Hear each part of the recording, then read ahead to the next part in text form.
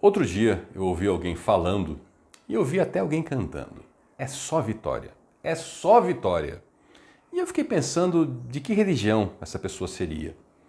E para minha tristeza, era gente cristã. Não lê a Bíblia. Se lesse a Bíblia, não dizia isso. Porque o discipulado de Jesus tem muita dificuldade e ele nunca escondeu isso. Inclusive, hoje, nós estudaremos um bocado disso. Olá, seja bem-vindo. Aqui nós estudamos a Bíblia. Estamos no Evangelho de Lucas, no capítulo 14, e agora a partir do verso 25. Deixa eu lhe dar um pouquinho de contexto aqui, antes da gente retomar o texto, tá? Jesus estava na sua jornada para Jerusalém. Jesus morava na Galileia, na sua vida adulta, e morou em Cafarnaum, num período do seu ministério, e chegou uma hora que ele falou, olha, agora eu vou para Jerusalém para cumprir esse ministério, para concluir. E nessa jornada para Jerusalém, ele foi até pertinho de Jerusalém, voltou, ele andou pelo país, em diversas regiões, e ensinou muita coisa. Num certo sábado, que é o tema do capítulo 14, ele foi convidado para uma refeição na casa de um fariseu muito importante. E fariseu era uma pessoa muito importante na religião de Israel naquele momento. Aqui eu já expliquei em diversos vídeos a figura do fariseu, você pode achar facilmente. Aqui é só uma revisãozinha, então vamos seguir. E aí Jesus então aproveitou a ocasião para dar ensinos, porque tentaram pegar ele numa armadilha, ele aproveitou a tentativa de armadilha, curou uma pessoa, deu ensino. Aí alguém falou uma frase muito boa para Jesus, ele pegou essa frase, deu mais ensino e segue. Então, nesse é o ponto que nós estamos agora, verso 25 do capítulo 14. Uma grande multidão ia acompanhando Jesus. E esse se voltou para a multidão e falou. Jesus, então, ele teve esse seu almoço, né? E onde ele ia, o pessoal ia atrás. Tinha muita gente sempre acompanhando Jesus. Ele vai para esse almoço e aí a multidão o acompanha. Nós não sabemos agora se ele ainda estava no almoço, se já tinha saído da casa, mas a multidão estava lá. E Jesus dá um ensino para a multidão. Ele fala o seguinte, se alguém vem a mim, olha só, ele está falando do quê? Seguir ele, discipulado.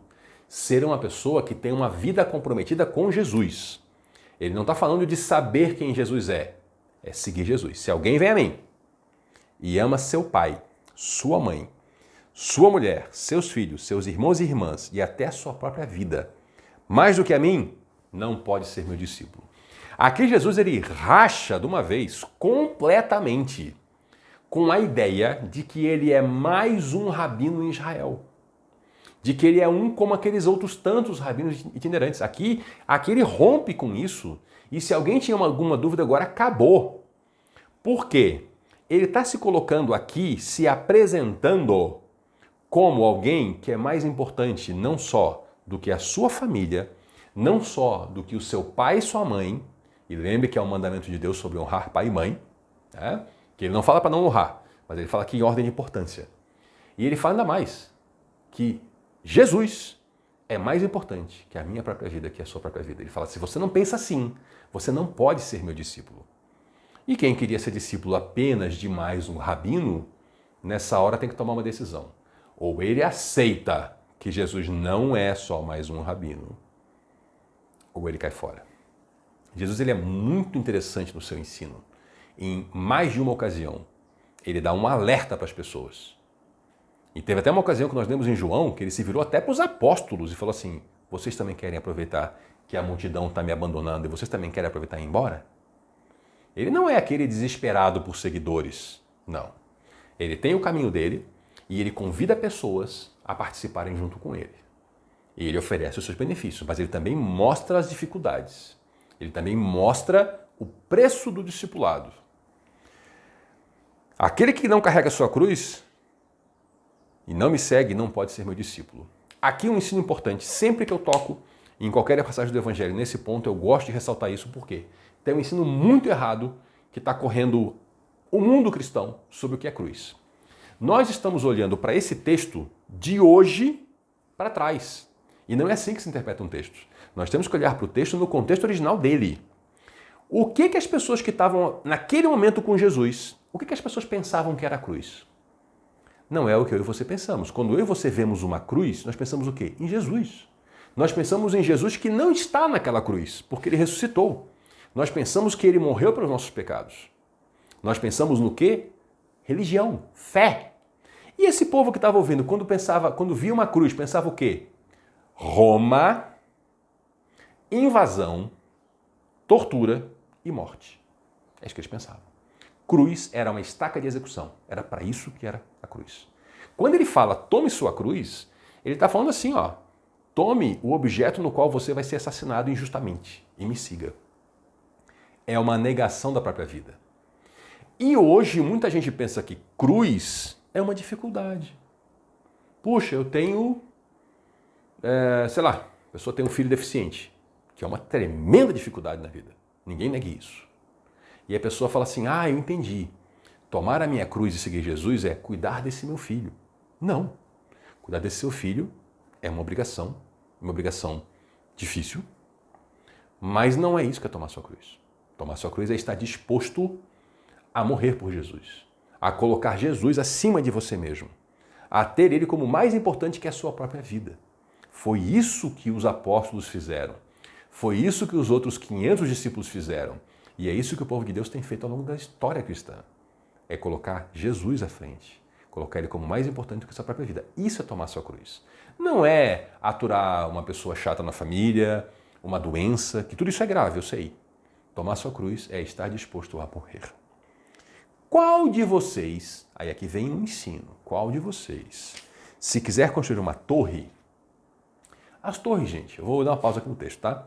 Elas eram muito usadas na agricultura, eram lugares para vigiar o campo, tá? Não eram só torres militares. Então, qual de vocês, se quiser fazer uma torre, primeiro não senta e calcula o preço para ver se tem dinheiro para terminar a torre. Pois se lançar o alicerce e não for capaz de terminar, todo mundo que vai ver vai rir dele, vai ver aquela obra inacabada e vai dizer assim, tá lá, começou a construir, não foi capaz de terminar. O Senhor está dizendo assim, olha, faça suas contas, põe sua vida em ordem. Seguir Jesus não é só vitória, como tem gente cantando por aí que é só vitória, não é. É um caminho difícil, a porta é estreita. Faça suas contas. Faça suas contas. Mas não faça suas contas para abandonar. Faça suas contas, quer dizer, bote sua vida em ordem, tenha noção disso aqui para saber caminhar com Jesus. Ou qual é o rei que, pretendendo ir à guerra contra um outro rei, primeiro, ele não se assenta e pensa se com 10 mil ele é capaz de enfrentar aquele que vem contra ele com 20 mil. Talvez você pense assim, não, mas é óbvio que não dá. Calma, estratégia militar é diferente, tá? Tem muitas histórias de gente que foi para a guerra com menos pessoas porque estava em vantagem do terreno, por exemplo, tá? Isso acontece, então realmente tem que fazer conta porque não é só número, tem que ver o terreno, a condição, a época do ano, se está atacando, se está defendendo, tudo isso varia. Então, esse povo sabia disso, tá? Estou falando porque nós não estamos muito ligados nessa realidade, mas esse povo estava. Eles estavam no meio de uma invasão, tá? Roma estava dominando eles, então eles sabiam o que era a guerra. E tinham passado recentemente pela Guerra dos Macabeus, que é um período muito interessante da história de Israel. Então, para eles era um entendimento. Da mesma forma, se não for capaz, ele vai enviar uma delegação, quando o outro está longe ainda, vai pedir o quê? Um acordo de paz, né? Da mesma forma, qualquer de vocês que não renunciar a tudo que possui, não pode ser meu discípulo. Ele está fazendo assim, da mesma forma que a pessoa que vai construir, ela avalia o que ela pode usar, um rei que vai à guerra, ele avalia o que ele tem, você tem que avaliar o que você tem. E se você não estiver disposto a largar tudo para ser meu discípulo, não pode ser. Veja que estar disposto a largar tudo é diferente de largar tudo. Muita gente que é chamado para o Evangelho não é chamado a largar tudo. É chamado a estar disposto a largar tudo. Eu acho que a maioria das pessoas que seguem o Evangelho continua com as suas vidas como era. Alguns apenas partem para a missão, vão para outros países, mas todos têm que estar dispostos o tempo todo a negar a si mesmo, a negar os seus interesses. Muitas vezes, no momento da vida, nós somos chamados para um grande chamado que envolve negar a si mesmo. E que se a gente nega, naquele momento, a própria vontade, o próprio interesse e realiza a vontade de Deus, a gente produz um tremendo benefício no reino. Então a gente tem que estar disposto a isso. O senhor segue. O sal é bom. Mas se ele perder o sabor, como restaurá-lo? Não serve nem para o solo, nem para adubo. É jogado fora. Aquele que tem ouvidos para ouvir, ouça. Aí você fala assim, peraí, mas como assim sal perde sabor? Sal é cloreto de sódio. Cloreto de sódio é cloreto de sódio. Esse é o nosso sal. refinado, aqui no Brasil iodado, ensacado, bonitinho, né? Que a gente compra na prateleira do mercado. E o sal desse pessoal aqui, era assim? Não. Não era assim. Ainda hoje, tá? Muita gente usa sal, que é um sal coletado da natureza, não é um sal retirado do mar. É um sal coletado às vezes em Minas. E que não é um sal puro. Não é cloreto de sódio. É uma série de minerais com sal. Então, pense mais numa rocha, algo parecido com uma areia. Por exemplo, nos dias de hoje, tem o sal rosa. O sal rosa é cloreto de sódio e mais um monte de minerais. Nessa época aqui, e ainda hoje em alguns lugares, o sal, se você pegar, por exemplo, 1 quilo de sal, o quanto de cloreto de sódio que tem ali é muito pouco.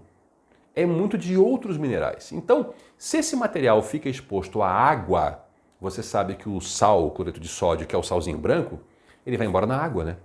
Então você pode ter um material exposto à água que perdeu o seu sabor salgado e sobrou o quê? Aqueles outros minerais. É isso que você está falando, né? É uma figura que eles entendiam. E se eu e você não soubermos desse outro tipo de sal, nós vamos ficar sem entender assim, puxa, ele está falando, será o quê? Numa transmutação do sal? Não, ele está falando numa realidade deles. Se fosse um sal, desse sal composto de diversos minerais, que acabasse pegando água, ele podia perder todo o cloreto de sódio e perder o sabor salgado. O senhor fala, como restaurar? Não tem como, né? Já foi embora a parte salgada.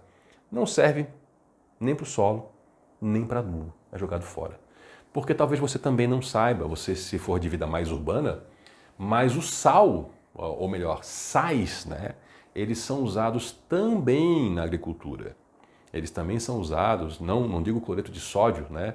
Mas há diversos materiais que são sais, são quimicamente sais, e que compunham também esse material que eles usavam para salgar, e que era usado às vezes para recuperar um solo, né? Era usado para melhorar um solo, por isso que ele fala, não serve nem para o solo, nem para adubo, é jogado fora. É restolho, é inútil.